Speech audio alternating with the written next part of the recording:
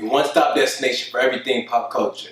My name's Aston, and today we get to do a review and a recap for Flash Season 3, Episode 5, Monster. So in this episode, we had a lot going on. There's so many character developments going on, so many different things going on. So we're going to jump right into it with Barry. So we see Barry moved out of Joe's house, and he's living with Cisco now. So he basically just switched one place for another place until he got his own, house or whatever, house or apartment, whatever he's gonna get. And with that being said, we see Barry's cleaning everything up. He's running Cisco to work.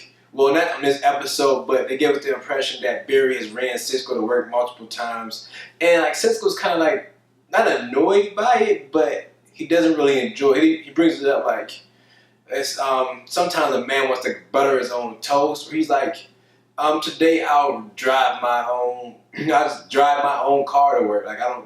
It's weird. He's always running. Yeah.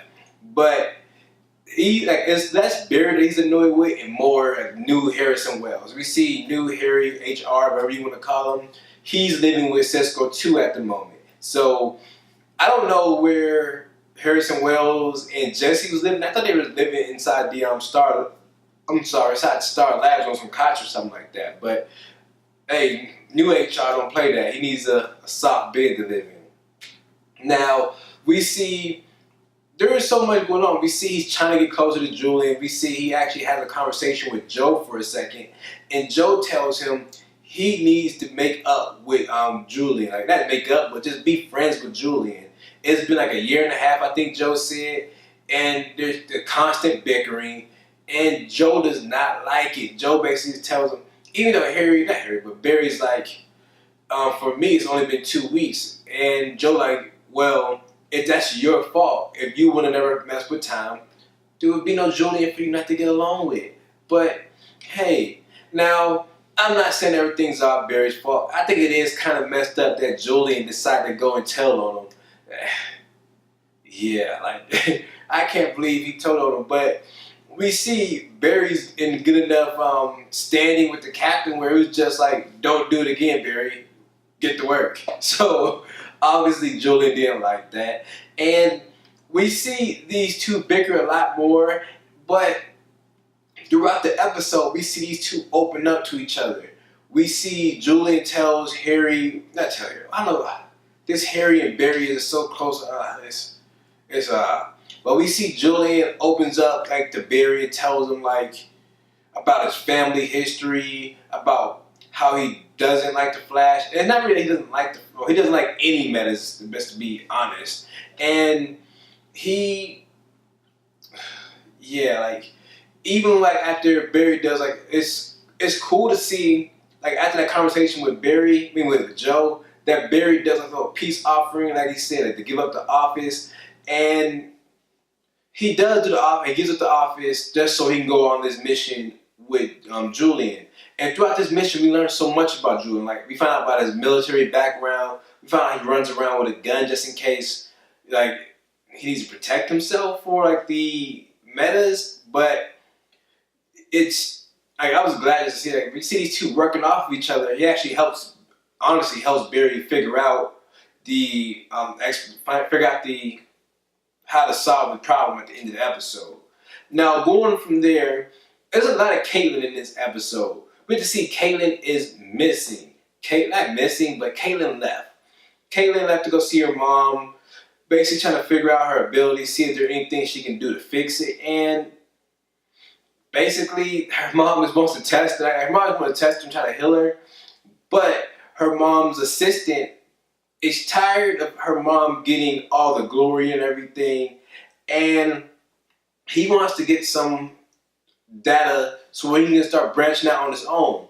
Obviously, it doesn't turn out too well because Killer Frost is pretty cold. It's pretty cold-hearted. She was not playing that. And it was just crazy when we see Caitlin test her abilities, how strong she actually is at the moment. I forgot what they said it was, constant particle, constant matter. And she froze it with no problem. She just put her hands out and froze it. And with this, we get to see these. This is a nice effect that they put on Caitlin's eyes. I don't know if Killer Frost had it last season, but this season when her eyes do like little her pupils do the little frosted over like ice little logo, not logo, but design to them. I think that's an amazing. I love that. I don't know why. There was something about it just like it got me. Like yes, I love that detail they did to Killer Frost. Now, as we see, like everybody was saying, maybe she won't go. She won't turn to Killer Frost. Maybe she'll just be. Maybe she'll just be like Frost or just Snow. But we see she like once the more she uses these abilities, the more like anger issues she get.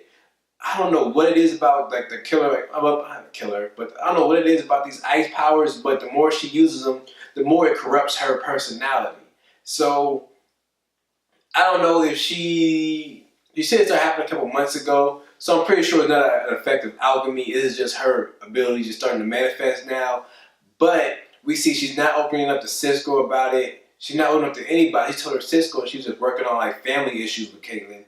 With her mom, and what she was doing, and we found out. I remember in Earth 2's Killer Frost, it was her brother that died that made Caitlyn turn cold. Well, her and her mom doesn't get along. In Earth 1, we see it's her dad that died this time, and when her dad died, her mom like basically went deep into work, and Caitlyn never had a mom ever since her dad died. So in a sense, she didn't only lose her mom. She didn't lose her dad. She lost her mom at the same time. Like, it's sad to see that she lost both parents at the same time. Now, with that being said, we see her mom is actually genuinely concerned about Caitlyn. She actually wants to help Caitlyn. And we see that when she even calls, hey, Caitlyn, when Caitlyn actually turns like to Killer Frost for a second and is getting ready to kill him, she stops her and look, I know I wasn't there for you, blah, all these things I did wrong. She like apologizes and tells her, look, I didn't raise a killer. We can get through this. No one's going to find out about it. Everything's okay. Even though we did see her take a jab at Star Labs earlier in the episode, but now she's fine with it. She just wants Caitlyn to be fine again.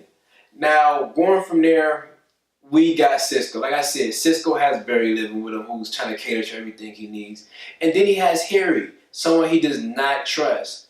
But he has like every right to like not trust him because something is definitely off about Harry. We don't know exactly what it is. We end up finding out later on in the episode, but Cisco is right not to trust him.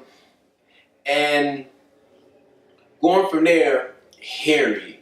So Harry is genuinely a nice guy. I enjoy Harry. It's just he's a fraud, people. He's not what we thought he was. He's definitely a fraud. And it sucks that, and that doesn't suck because it actually is pretty cool. And it was cool to see that Barry made this like decision like, look, you can stay around for a couple weeks. If you find you useful, you can stay. If you don't, you gotta go back home. And it was cool. I like his cover up. It was funny, like he just yeah, blah blah blah. Like anytime they said something, he would just cover it up, but repeat it until something happened. And it's funny because nobody caught on to it until like mid-episode. And like, oh, he didn't even help us. He just repeated everything we said. Or he'll just blurt out the wrong movies or something. Like, maybe Killer on the Titanic is actually a real movie on Earth 19, but obviously down on Earth 1, Titanic went down. So we see that. We get to see that. What else went with Harry? Oh, Harry's bringing food. He got everybody's favorite coffee. What else did he do? Oh, my favorite part is when he called Wally Watcher. Is Watcher really Barry's name? Not Barry, but Wally's name? I don't know, but it was just cool to see how he had everybody's coffee. He's making sure everything's going on. Obviously, he had his own agenda, but it's not an agenda that we thought it was. It's nothing like malicious or anything, but he had his own agenda. He was not there for the reason the team wanted him to be there, and in the long run, like it did kind of help out. It was like I still do like this Harrison Wells though. Don't get me wrong, I still like this Harrison Wells. I love his personality. Even though he's a fake, he's not really like he is intelligent. He's just a different type. Like he just says, like everyone needs a noose to like to feed off of, amuse the food to feed off of, and it's cool to see that they let him stay around, even though he's not really on the level or what they were actually looking for Harrison Wells. Now, let's get to the big bad of the week. So the big bad of the week is not even a meta. We don't get any rival. We don't get any alchemy. We don't get anything. We don't, no reverse flash. They gave us nothing. Our big bad of the week is a 15-year-old kid who's not even a meta. And I love the way they use this kid though. If we see once Julian kind of corners him, we see Julian pull out the gun. The kid's not listening to him. Luckily, we have Flash. He's there to save the day. But we find out it's a hologram. Julian obviously found out first on his own. And he basically tried to stop this kid. We see the kid would not stop. And he fired on him. He was going to kill this kid. Luckily, Barry was smart enough to put two and two together and figure out where everything was at. And he catches the bullet at last minute. So he ends up saving him. And with that, it goes on to Julian basically telling the Flash thank you. Because he genuinely would have felt bad for that. He did not want to kill this kid. He just didn't want to be harmed by him. I think at this point he probably didn't know it wasn't a meta. So I'm just glad that Barry got there in time to stop the bullet. Now, going from there, this leads to Barry and Julian having their heart-to-heart moment. Barry's confessing about his mom dying, his dad dying. We see Julian find out he's actually a rich kid who turned down his fortune to go to the military, to be a scientist, and to forge his own way in life, which his parents didn't like. But this is what he had to do to get the life that he wanted. And he hates that Barry doesn't follow the rules, and that Barry apparently stole one of his biggest cases from him. That's where all this stems from. Barry stole a case from him, which would have been a big case for him. Now, obviously, no one likes getting poached, I guess, getting things poached from them or undercut, underbid or anything. It sucks, especially when you're doing something and you gave up something to do this for yourself. And we see the whole heart to heart. We see them become friends. And I was glad to see this. We even see that the deal that Barry and Julian made, Julian lets Barry out of it. Like, look, you can stay here. Basically showing, I want to be friends with you. And they even go out for a drink together with each other later. That was so cool to see that happen too. Like to see these two make up. Hopefully we get to see Julian join the team. If I want to see, I would love to see Julian work with the rest of the team. We know Cisco likes him. We know Caitlin likes him. And obviously Caitlin's turning into Killer Frost. So we have a new position open for a new scientist. Sorry to say it, Caitlin's out. Let's bring Julian in. Now, that's really all we have for this episode. Thank you guys for tuning in. Our Speed Force moment of the week has to go to Barry. Not for him as Barry, but for the Flash. We see once he realizes a hologram, he caught 2 bullets and saved a mistake for multiple people. He saved a mistake for the SWAT team, I'm assuming. He just caught the bullet for the lady. And then he saved Julian. That saved him, but he just saved his conscience. And that meant a lot to me. I like to see that Barry, he did this and even talked to him like, look, it's okay. Everything will be okay. Now, with that being said, I did miss 2 people, Iris and Joe. We see Iris when everything is going on. She's in the streets trying to help Barry. Not help Barry, but just help people in general. And I love to see how she even tells Barry, I don't need a suit to help people. I don't really need meta powers to help people. And I'm glad to see that. Another thing we got to see from Iris is when she talks to Joe. She tells Joe it's okay for him to go out on dates and be everything. She realized him, Cecile, I think her name was, she's asking him on dates. He's turning her down. She realized her father likes him and he hasn't been on a date since they were kids or since her mom left. And she's gonna let him know everything's okay for you to go do that and live your life. We're grown now. Now moving on from there, we got Joe. We see Joe, like I said, he's a father this episode. We see he gives the advice for Barry to make up with Julian.